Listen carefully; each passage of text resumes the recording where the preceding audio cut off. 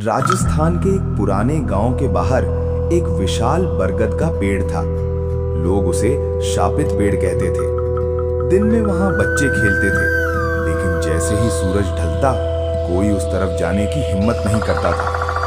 गांव के बुजुर्ग कहते थे, उस पेड़ के नीचे रात में मत बैठना, वहां कोई रहता है जो इंसान नहीं है। रहस्य की शुरुआत। गांव में एक नया लड़का आया था, करण। उसे इन सब बातों पर विश्वास नहीं था।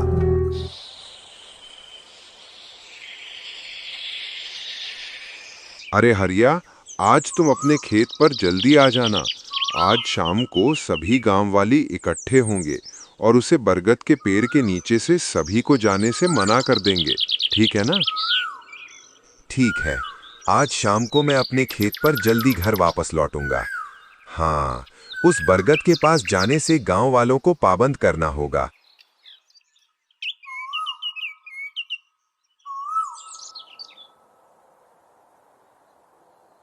अरे करण, ये हमारा खेलने की जगह नहीं है। यहाँ मजा नहीं आता। हम तो उसकी जगह खेलेंगे, पुराने बरगद के पास, क्योंकि उसकी छाया बहुत ठंडी है और हमें गर्मी भी नहीं लगेगी। हाँ, अब तो बहुत ही तेज धूप पड़ रही है। हम सभी को उसी जगह पर चलना चाहिए। क्या तुम कौन से बरगद की बात कर रहे हो? मुझे तो कुछ समझ में नहीं आ रहा। अरे तुम्हें कुछ समझने की जरूरत नहीं है, तुम मेरे साथ चलो, मैं तुम्हें खेलने की जगह पर ले चलूंगा।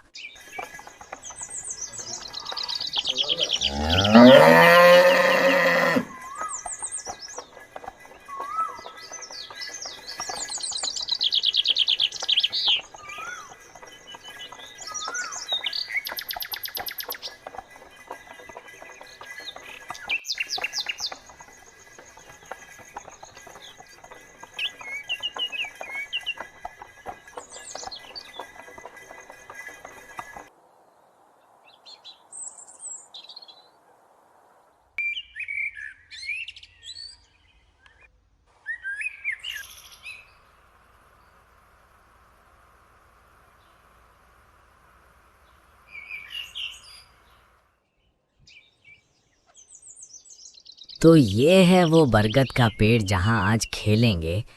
हे भगवान, कितना बड़ा पेड़ है और बहुत पुराना लग रहा है, लेकिन खेलने में बहुत मज़ा आ जाएगा इसकी ठंडी छाई में। लेकिन यहाँ इतनी खामोशी क्या छाई हुई है? अरे तुम ये सब चिंता छोड़ो और सिर्फ खेलने पर ध्यान दो। एक बार अर्जुन को बॉल लाने दो, फिर खेलना शुरू करेंगे। Okay guys?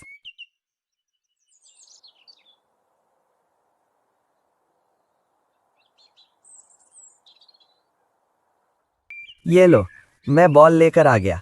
अब खेलते हैं। और अब सब अपने साथी चुन लो, फिर खेलना शुरू करेंगे।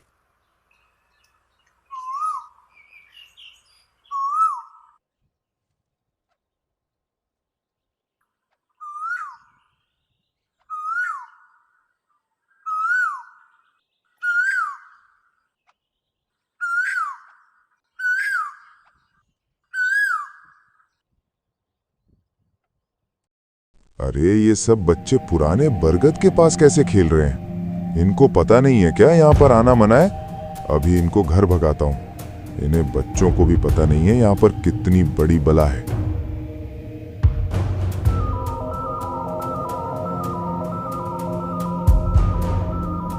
अरे बच्चों, यहाँ क्या कर रहे हो? इस बरगद के पास आना सख्त मना है और तुम यहाँ पर किससे पूछ कर आए हो?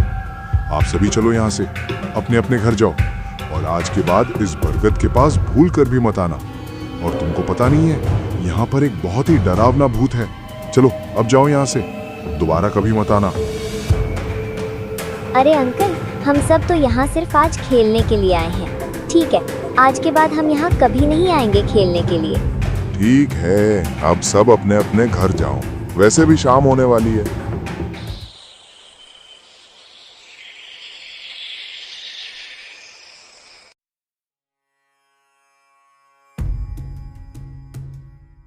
माँ, आपसे एक बात पूछूं? पूछो बेटा, क्या बात है? एक अंकल हमको उससे पुराने बरगद के पास खेलने से मना कर रहा था और बोल रहा था कि उसे पुराने बरगद के पास एक डरावना भूत रहता है। क्या असल में वहाँ पर भूत रहता है? बेटा, उसे बरगद के पास कुछ ना कुछ तो है, लेकिन अभी तक ये पता नहीं है कि वहाँ पर क्या है। रात में हमारी गाय भैंस खुलकर अचानक कहीं चल जाती है तो उसे बरगद के पास उनके पैरों के निशान मिलते हैं, लेकिन बरगद से आगे उनका निशान नहीं मिलता। पता नहीं अचानक कहाँ गायब हो जाते हैं। तो इसका मतलब पुराने बरगद के पास सच में भूत है। बेटा, इस बात को लेकर आज शाम को सभी गांव वाले एक सभा करेंगे। शाम को वहां जाकर सुन लेना पूरी बात, क्या है, क्या सच्ची है उस पेड़ की।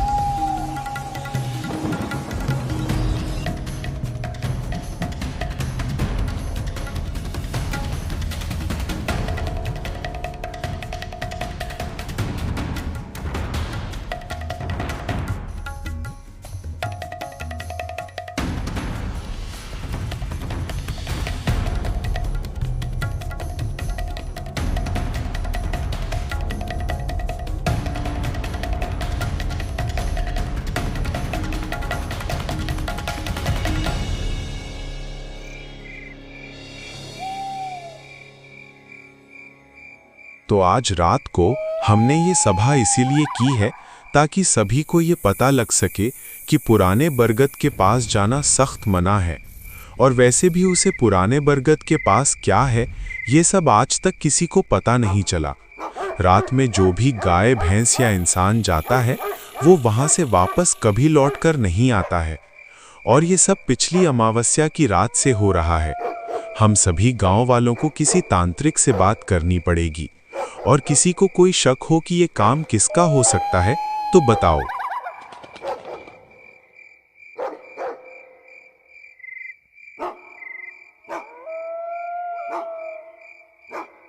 मुझे तो वही निशी डायन का काम लगता है। ये सब काम तो वही डायन कर सकती है, क्योंकि पिछली बार भी ये डायन जब आज़ाद थी तो ऐसे ही सभी को गायब करती थी, इंसान या गाय भैंसों को। हमको जल्दी से जल्दी कोई तांत्रिक से इसको दोबारा कैद करवाना पड़ेगा। ठीक है, तो हम कल उस तांत्रिक को बुलाकर पूरी बात बता देंगे और उससे पूछेंगे कि ये सब काम किसका हो सकता है। लेकिन तब तक कोई उस बरगद के पास भी नहीं जाएगा। सभी गांव वालों याद रखना।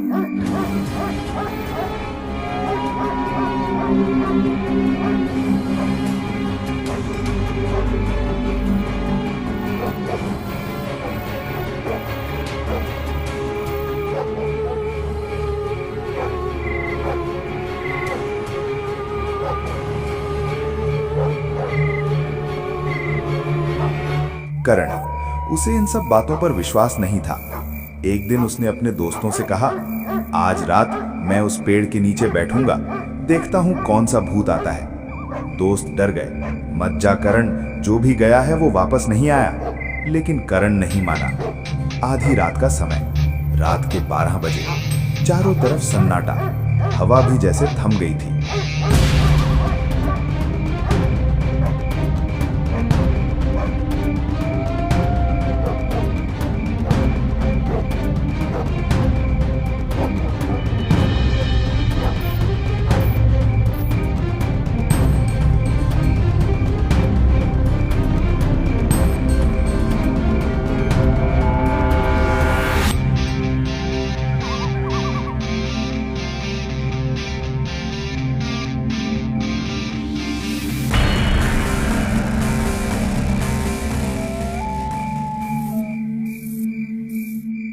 कौन है यहाँ पर जो हमारे गांव की गाय भैंस और इंसानों को गायब कर रहा है? सामने आओ मेरे।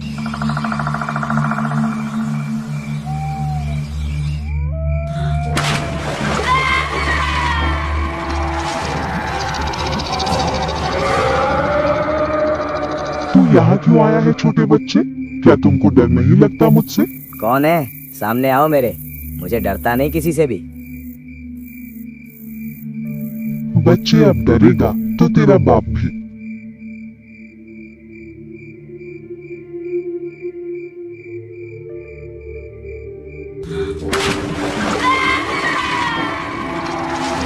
जो भी यहाँ आने की गलती करेगा वो वापस लौटकर कभी नहीं जाएगा।